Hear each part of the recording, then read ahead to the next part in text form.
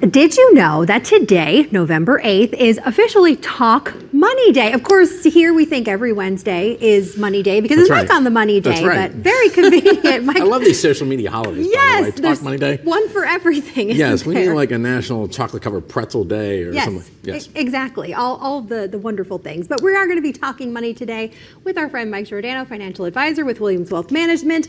So, let's chat about Talk Money Day, Mike, because the goal, it's an important one. It is to help people become less afraid to talk about money. So share with us the benefits of having those money talks. Yeah, it's right. There's so much fear and anxiety that comes into a money talk. And it's not really a conversation about, ooh, look how much money we have and all that. It's really about, are we using our money to the best of our abilities and and for the best purposes, the most productive purposes. So there's lots of benefits, but one of them is the tangible benefits, of course. The better you use your money, the more you can do for your family, your friends, your community, right? So it has the ability to give you more impact. The other thing is psychologically, the better you are at using your money, the better you feel about the progress you're making, and it also helps your relationships.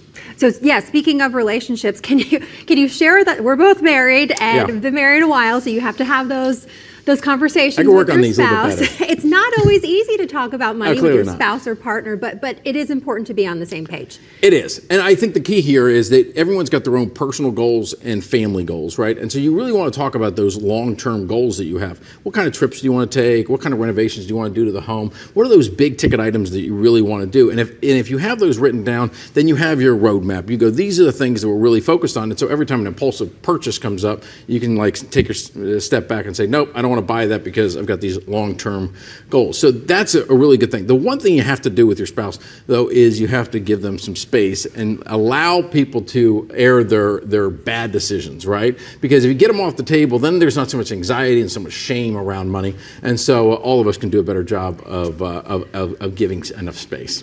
I'll just say that. Respect that each individual, although you're married, has their hobbies and interests. Exactly. And nobody makes perfect decisions with their money. That's good advice. Okay, yes. You say it is also important to talk about money with your children. How do you do that? Yeah, I mean, you probably heard from your parents, Gabby, the value of a dollar, right? and it sounds hokey, but it's true. And one of the things you want to think about is with your children that if they want to go buy a toy or some other gift and it's $50, they might not understand what does $50 really mean. So if you explained, well, if you went out and got a job and they're paying you $10 to babysit other kids, it's going to take you 5 hours of working for that $50. Now they have a better appreciation and they might go, oh, I really would spend 5 hours working for this gift, but not necessarily this one.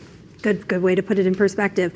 And lastly, it is November, even though it certainly doesn't feel like it outside today. So we're approaching the holiday season. It can be a tough time of year when it comes to budgeting. So what can we do to make sure we're making some good money decisions? Yes, I know we made fun of all these social media holidays, but this one really does come at a good time, and it's a very important one. Yeah, so November 8th, we're about coming up on all this holiday shopping season, and people have good intentions around this time of year. They want to buy for all their friends, all their family. They want to go all out. It's all for good reason, but sometimes it leaves you with a lot of credit card debt, as you were talking about in the last segment.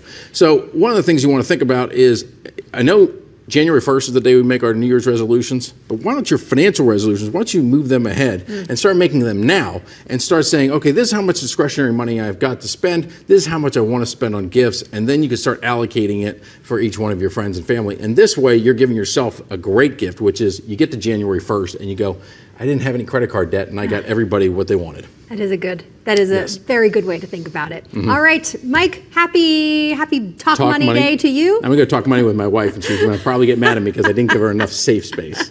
Well, it's all about compromise, right? And it's all relative. Thank you. Good to see you. We'll be right back.